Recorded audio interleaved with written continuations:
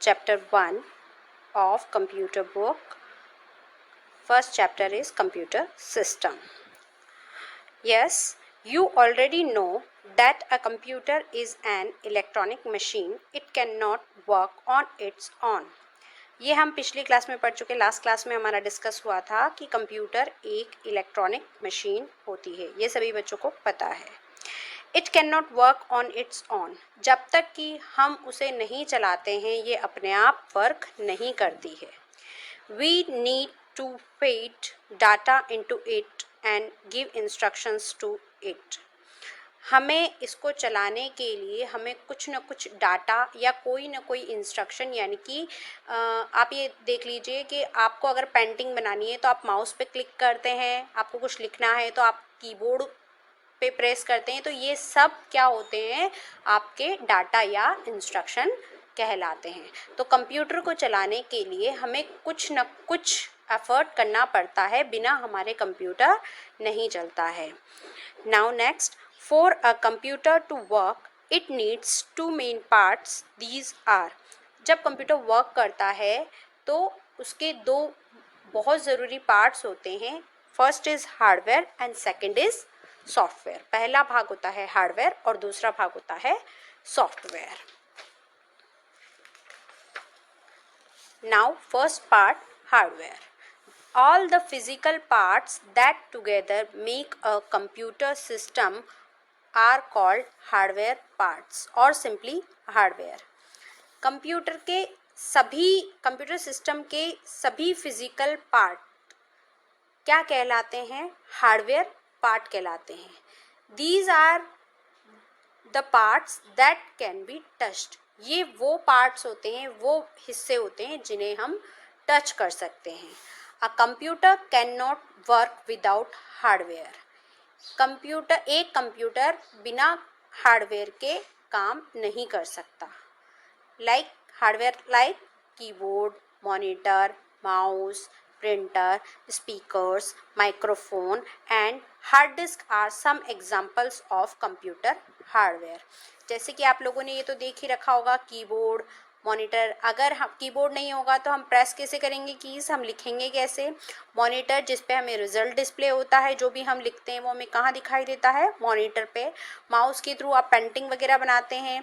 Printer के through आपने जो भी लिखा है, अगर आपको वो चाहिए पेपर में चाहिए तो आप प्रिंट करके उसे निकाल सकते हैं. स्पीकर से आप म्यूजिक सुन सकते हैं.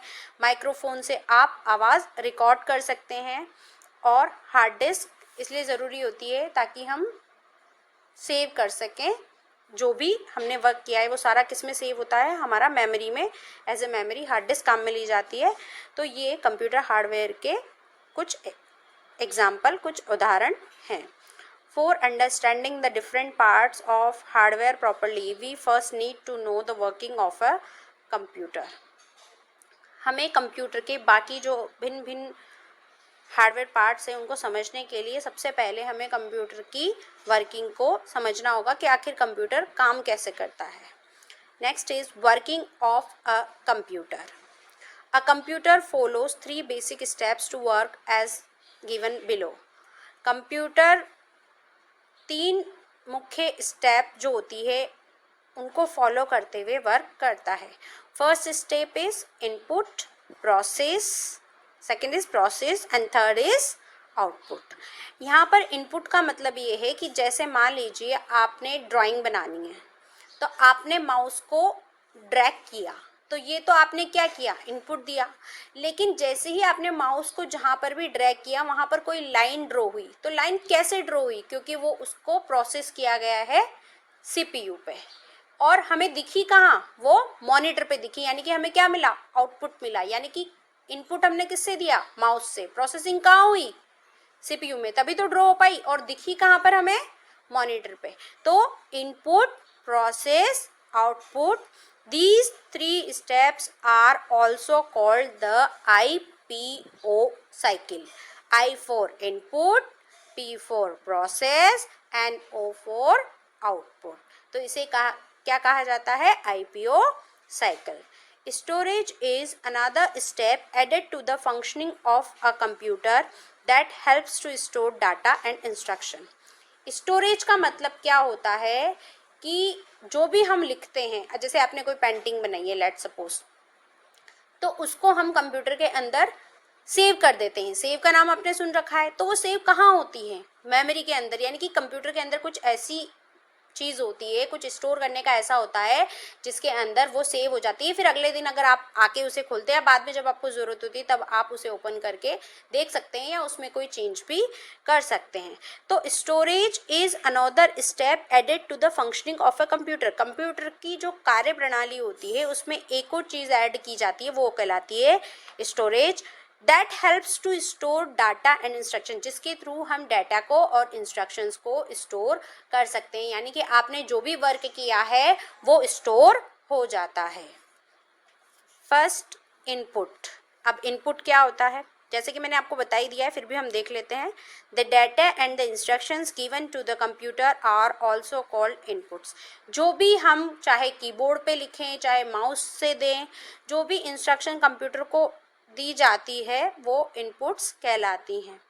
फॉर एग्जाम्पल, जैसे कि हम देखते हैं कि मान लीजिए आपको कंप्यूटर में 2 नंबर को ऐड करना है, तो किन किन नंबर को ऐड करना है?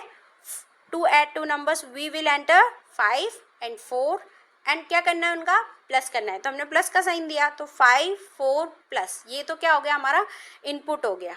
तो यहाँ पर here 5 and 4 are the data and the plus is an instruction that is to be performed on the data। तो यहाँ पर 5 और 4 क्या हो गया? डाटा हो गया है, और उस पर हमने क्या दिया है कि हमें तो प्लस करना है। हमने उसे निर्देश दिया है, इंस्ट्रक्शन दी है कि उसे क्या करना है?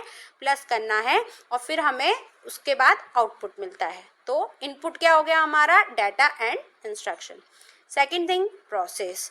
अ computer accept examines and calculates the result. जो भी हम डालते हैं कंप्यूटर के अंदर, जो भी सही डालें गलत डालें जो भी डालें, वो कंप्यूटर के अंदर एज ए इनपुट आता है, और फिर उसकी प्रोसेसिंग कहाँ होती है?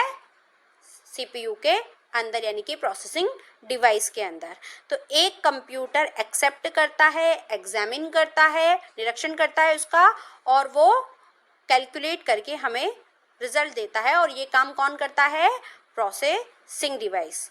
For example, the input instruction will be processed on the input data. 5 और 4 को प्लस करके उसका रिजल्ट 9 देना है, ये काम कौन करेगा? Processing device.